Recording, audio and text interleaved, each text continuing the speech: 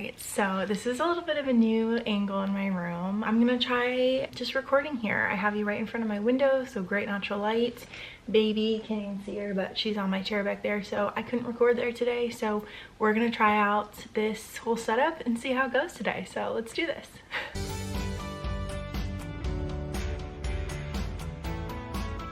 So today I wanted to talk about having an MRI done, a brain MRI with contrast. And I think these videos have been helpful for people in the past to know what to expect if they have to have this test done. And I kind of had another reaction to this one. I had a CT scan with contrast very recently, and I reacted to the contrast. And once again, I kind of reacted to this contrast too. I don't know if it would be considered a hypersensitivity reaction, but let's get into it because this was kind of an awful experience for me. And as this channel is like therapy for me, so I need to tell you about it.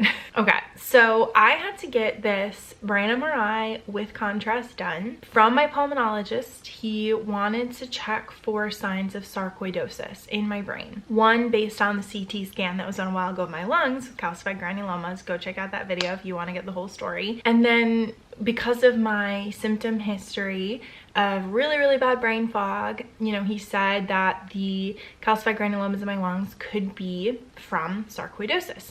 And so sarcoidosis, I guess, can basically hide in any organ in your body. But a common one is the brain, and because I was having these symptoms, he really wanted to get this brain MRI with contrast done. Now, I had a brain MRI without contrast done a couple of years ago, but the contrast just really helps, I guess, to get clearer pictures, and so he really wanted me to have this done. Now, with contrast really sucks. It is a different contrast than the CT scan. Apparently, I don't know if this is true or not, but this is what the tech told me. She said the CT scan contrast is radioactive. Yay. And this MRI contrast is not. It's a more natural element. I forget what it's made from. I'll insert the word here of what it is made from. But anyway, MRIs just suck more than CAT scans, in my humble opinion. CAT scan was very quick. I was in and out really quickly. MRIs, one, incredibly loud. And two, incredibly long. It was like 30 minutes. And so for me, personally, who has a migraine disorder, I came in and my headaches have been a lot better the last 2 days before this because I had increased my riboflavin and I've been messing around with stuff and it had seemed to be helping. So I didn't have a migraine going into this. And we go in. First of all, she was very hesitant to give me a mask. Normal masks have like metal in them. And I was like, oh, well, when I come in, they just give me a mask without metal. And she was like, well, we're gonna have to like take out the metal nose piece. And I was like, oh, okay. So she really didn't want to do that, but finally, she was like, okay, I'll do that. So I did get a mask, thankfully. We go into the room and she lays me down on, you know, the tray, the human body tray that goes in and out. I don't know what to call it. And the lights are so bright. They're already so bright, which is a migraine trigger for me. And she said, oh, the bright lights are gonna get, you know, brighter. I'm gonna turn on some brighter lights like right above you so I can put in your IV. And I was like, this sounds about right. And so, oh my God, they were right above my head. So I just closed my eyes for the rest of it. If I'm being honest, I did not have my eyes open, but it was just so bright and I'm just so light sensitive, and that is a migraine trigger. So immediately had a migraine. Also, when you walk into the room, the magnets are already on, so you can already hear the machine running, and it is very loud even when you just walk into the room. Oh my God, my jaw cracked. I don't know if you could hear that. And so that was another migraine trigger for me, light and sound sensitive. And so I just immediately had a migraine. And she said, okay, well, when you're, you know, in the machine, what kind of music do you want to listen to? And with my autism, like I really just didn't want to listen to any music, but I wasn't given that option. So I didn't ask for it. I'm really trying to be better about advocating for myself. But I was like, oh, you know, I just found this new artist, Shabala, and I loved her song. So I was like, oh, could you look up Shabala, Queen of Lions? And she was like, yeah, we have everything. That ended up not working out. But she basically laid me down and she was like messing with my IV. They basically put the IV in and then ship you into the machine. You do maybe about 10 minutes of the MRI without contrast. Then they bring you back out of the machine, put the contrast in, and then you do about 20 minutes or so with contrast is my estimation of what happened. And what was crazy is she was like, okay, so when we put you in the machine, don't move your head.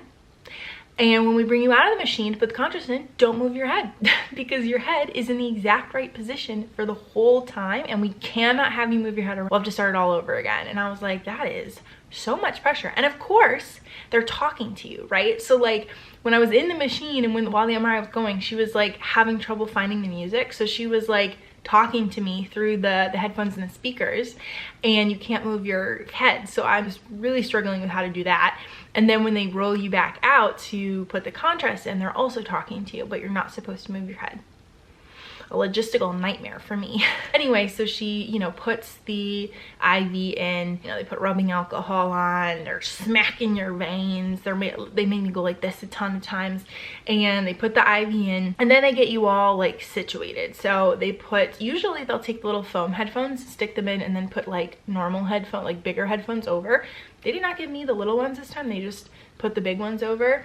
Then they put this like cage over your face. I don't know how else to describe it. It came like right here. It just kept things in place is what she said.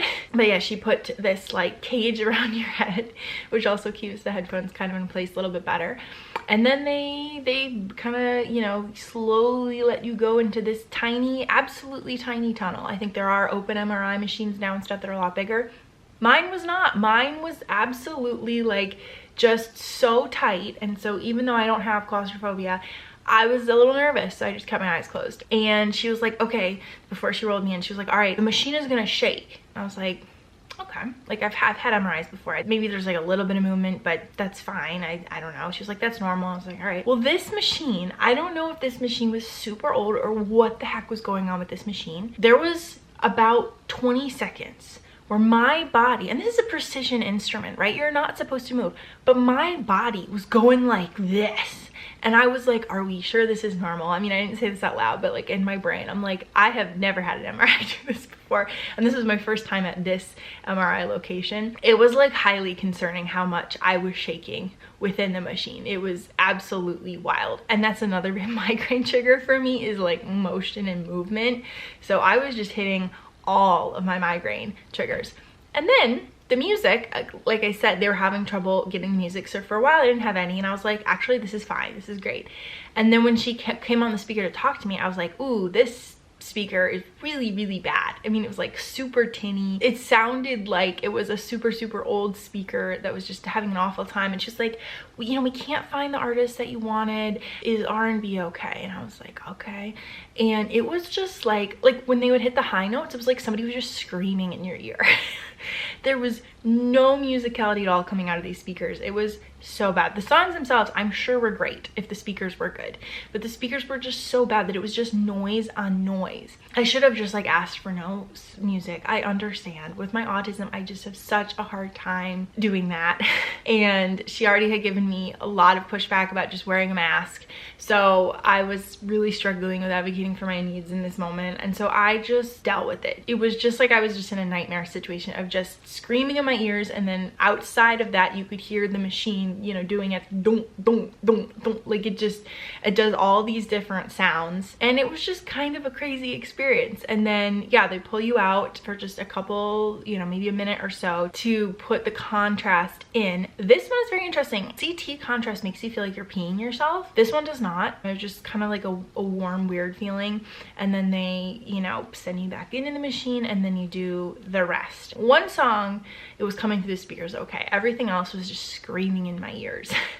And so that triggered a really bad migraine attack for me. I had almost 3 nights of lost sleep after that, of just a really, really, really bad migraine that I could not get rid of. That was really, really awful. Like I was literally driving, while my dad was driving home, I was in the car. I was just like in this position. It was so bad. It was so bad. And then of course I saw a doctor 2 days after, and she was like, oh yeah, the MRIs in our system right now are taking like sometimes like 2 weeks to come back.